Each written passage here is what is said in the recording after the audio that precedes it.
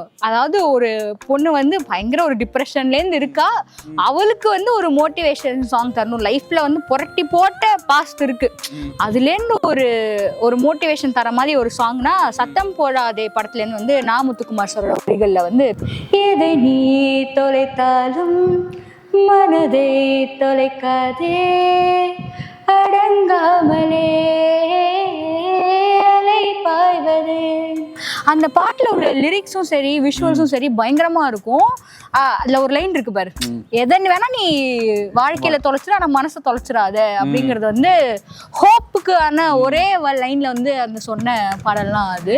கடல் தாண்டும் பறவைக்கெல்லாம் இலை பாரா மரங்கள் இல்லை கலங்காமலே கண்டம் தாண்டுமே ஓ முற்ற புள்ளி அருகில் நீயும் மீண்டும் சின்ன புள்ளிகள் வைத்தால் முடிவென்பதும் ஆரம்பமே.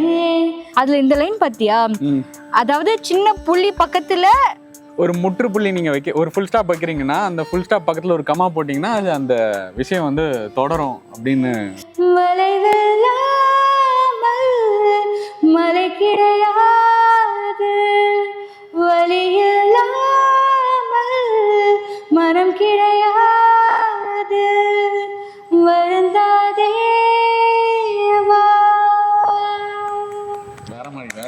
அடங்காமலே அலை பாய்வதே மனம் அல்லவா.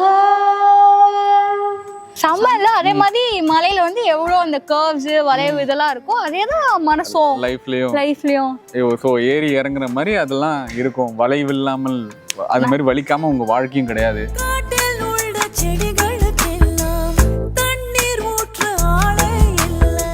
நா. முத்துக்குமாரோட ரைட்டிங் பத்தி பேசுறப்ப அது வந்து வேற யாரையோ சொல்ற மாதிரி இருக்காது, உங்களுக்காக சொல்ற மாதிரி, எனக்காகவே எழுதுற மாதிரி இருக்கும். கரெக்ட்டா சொல்லணும். எப்படி வந்து இவர் வந்து என் வாழ்க்கையை பார்த்து எனக்காகவே எழுதுன மாதிரி ஒரு பாட்டு எழுதுறாரு. கரெக்ட்டா சொன்ன அப்படின்றது.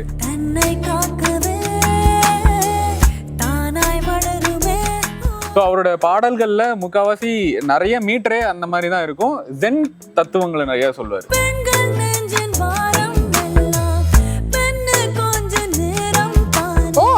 ஜென் தத்துவங்களை வந்து சின்ன சின்ன இடங்கள்ல தூவி விட்டு போயிடுவாரு. ஸோ அவர் ஒன்று சொல்ல சம்டைம்ஸ் வந்து அந்த தியரி இதெல்லாம் கூட ஃபெயில் ஆகும், ஆனா என்னைக்குமே பிலாசபி வந்து ஃபெயில் ஆகாது. ஸோ இந்த ட்ரெண்ட் மாறலாம் என்ன வேணா மாறலாம், ஆனா பிலாசபி எப்பயுமே அப்படியே தான் இருக்கும்.